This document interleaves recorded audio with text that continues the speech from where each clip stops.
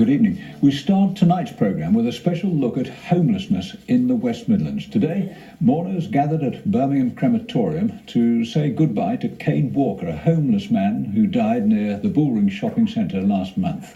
Among those in attendance were members of his family, people who lived with Kane on the streets, and those who tried to help him in his darkest hours. A crowdfunding page was used to raise money for the service. Well, Kane's story resulted in a greater spotlight on the issue of homelessness. A recent report by the homeless charity Shelter showed there were nearly 24,000 homeless people in the West Midlands, with the region seeing one of the biggest increases year on year.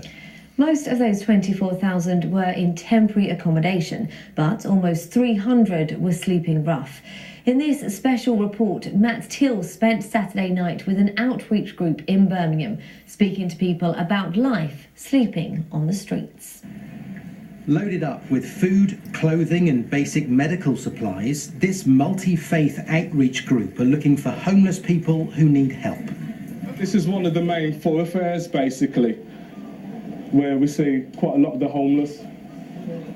You'll see a normal night, so you get a lot of tears, you get people who are in desperation. You're going to see a whole plethora of what the inner city Birmingham is like, so you'll get the warts and all, so you'll see a lot of things that you wouldn't normally see. Pastor Colin Rankin has been operating this outreach programme for 4 years. They go out in Birmingham at least 3 nights a week, every night when temperatures dip below zero. This will sting a bit, okay? Yeah. The first person who needs help is Martin.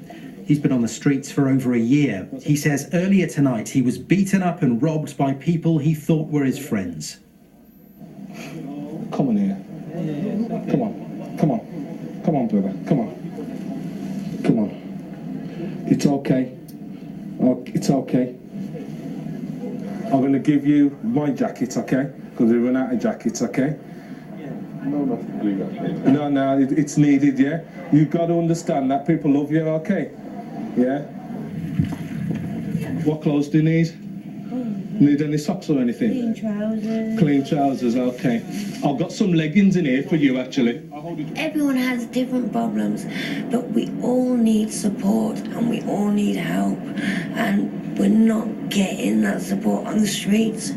And some of them are too weak to get to the appointments, to get the help that they need.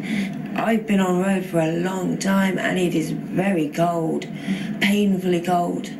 Sometimes, you know, the hunger is painful as well. Christmas Day, I almost died Christmas Day. From frostbite alone, I had nothing to eat Christmas Day. Sometimes you'd be lucky to get 2-3 meals a week.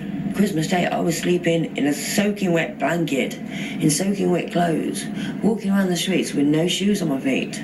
Where did you sleep Christmas night? Under the bridge, Chinatown. Just life. As the night goes on, we hear many different stories about how people ended up living on the streets. Losing benefits is a common theme. So too is addiction, although in many cases that seems to have come after the homelessness. What also keeps coming up is how hard it is to break the cycle. But to be fair, the services are there, but it's just getting to the services. Trying to access it can be quite difficult. So when you're homeless, you don't have an address. That's it. If you lost your documentation, because, as you know, some of the councils are throwing the sleeping bags away, throwing the tents away, that's got all your ID. You've got no ID, you have no bank account. Basically, bang on, And you can't. It's a big snowball. It's a big snowball. So really, we need to make sure that you can access the services that are available. With supplies almost out, we take a walk to Grand Central Station, where we meet Leon, who was a close friend of Kane Walker's. He's been living on the streets for over 4 years. He told me he used to be in the army, but became homeless after he left. It's always here, or you sleep anywhere? Or? Yeah, I sleep anywhere. We get moved on a lot, so I just sleep where I can, innit? It's a bit warm. I sleep anywhere. And I guess, when people give you something to eat, that's godsend.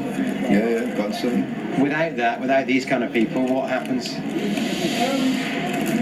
We'd have nothing. We'd probably live and die. Not just from the weather, it's starvation, innit? So, reality check. I've got to fix up. And how, I mean, we're trying to talk tonight a little bit about how you break that cycle. You know, what practical help do you need to stop I've got no the idea or situation? nothing anymore, so for me to get, I can't even get a bank account, you know what I mean? I've got no ID, nothing. So I used to have a driver's license, but I lost all that because I've got people all rob each other out here, didn't they? Homeless robbing homeless, non-homeless robbing homeless. You know what I mean? And I've been kicked in my dust bag, having to jump out and fight my way out just because I'm homeless. You know what I mean? And Colin was saying you knew Kane really well, yeah? Yeah, very well. I've lost 2 brothers out on these streets now. Kane's one, and Gus, Tramp, that's another brother of mine. But he got murdered. It's hard out here, man. It's hard. Sometimes in society we have people who are not as able mentally, some are physical, and that's why we have a caring society where we help people to get along and we sort of show that love. We know governments and councils can't do everything, but we can really make a big difference in saving lives by just going out there and showing a little kindness and love and really not vilifying people for being poor. Colin Rankin speaking to Matt Teal. Well, today, a group of Birmingham MPs were part of a delegation demanding action from the government. They held a one-to-one meeting with the community.